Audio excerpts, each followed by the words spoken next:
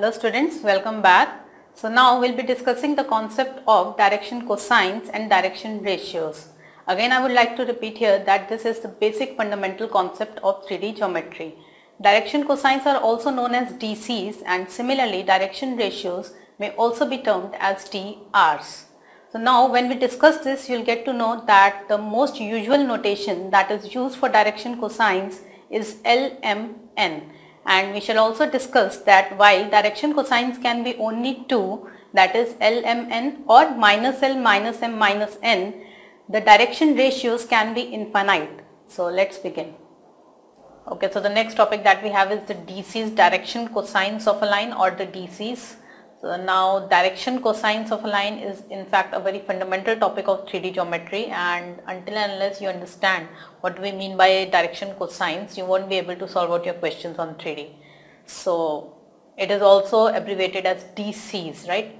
So if alpha, beta, gamma are the angles which vector A, which is a1i plus a2j plus a3k, makes with positive direction of xyz axis respectively, then alpha, beta, gamma are called the direction angles. So if a vector makes alpha, beta, gamma as its angles with the positive direction of x, y, z axis, then these are called the direction angles, and their cosines cos alpha, cos beta, cos gamma are called the direction cosines of vector and are generally denoted by LMN. Now LMN is the most commonly used notation for direction cosines, right? So in 3D geometry, when we write LMN, that would mean direction cosines, where L is cos alpha, M is cos beta, and N is cos gamma. So mostly it would be mentioned that LMN are the DCs, and then you would assume that if L is a DC, LMN are DCs, that means L is cos alpha, M is cos beta, and N is cos gamma. Now we have certain important points.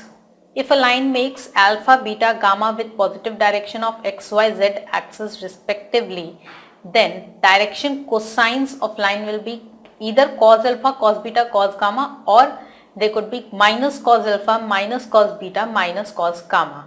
So if alpha, beta, gamma are the direction angles, then you can have the DCs as cos alpha, cos beta, cos gamma, or minus cos alpha, minus cos beta, minus cos gamma.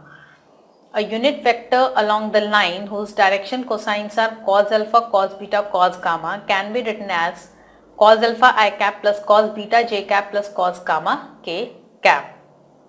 Now this is extremely important. Just remember this fact that cos square alpha plus cos square beta plus cos square gamma is always equal to 1. That means L square plus M square plus N square is equal to 1. This is an important fact which is often used in questions.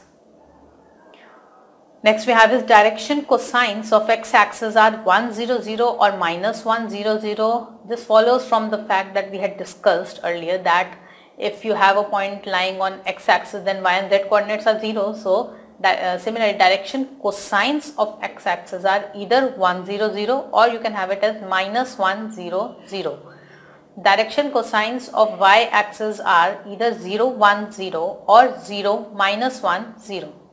Direction cosines of z-axis are 0, 0, 1 or 0, 0, minus 1.